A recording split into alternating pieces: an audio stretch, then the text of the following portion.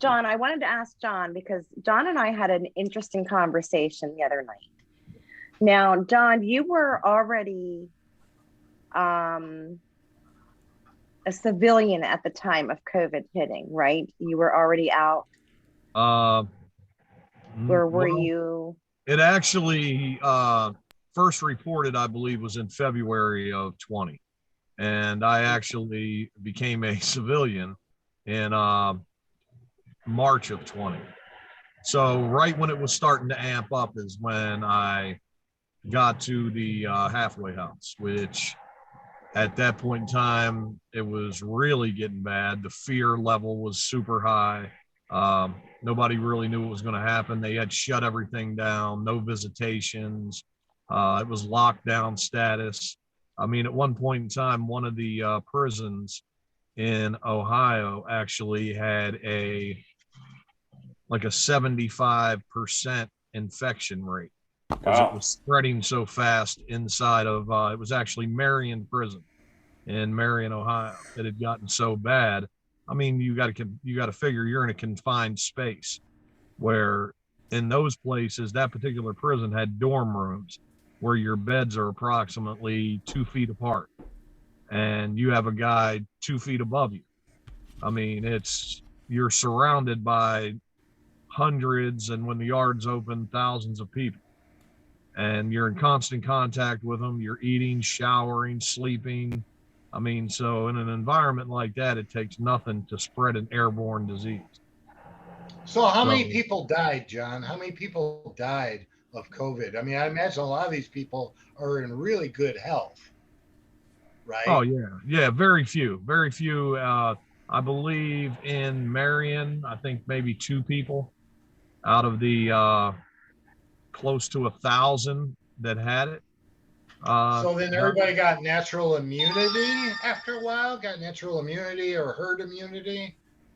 Well, no, I mean, after they started seeing the spread, they started to lock it down and keep everybody as separate as they could as far as bringing the meals to the dorms, close the yard. I mean, the guys that were in that situation at that time, I mean, that had to be rough. They weren't allowed to go to the commissary. They weren't Right. allowed to, they had zero movement.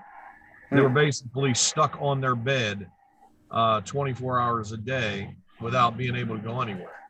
And their family members weren't allowed to come in and visit them. I mean, it was a bad situation made a lot worse. Hmm.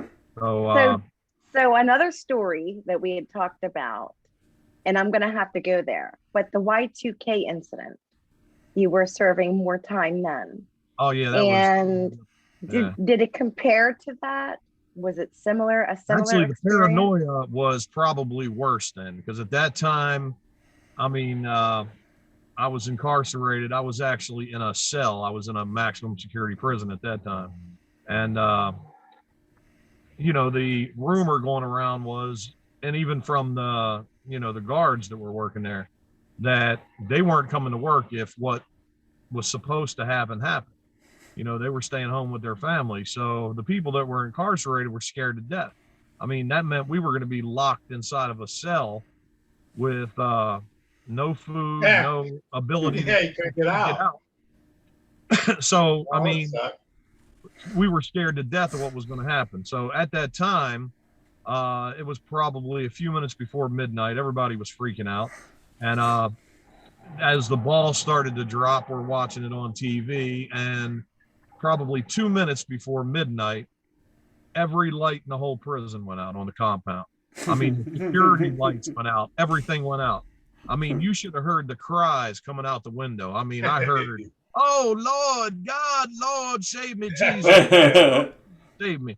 I mean, they literally thought that that was the end of the world, that the Y2K had hit.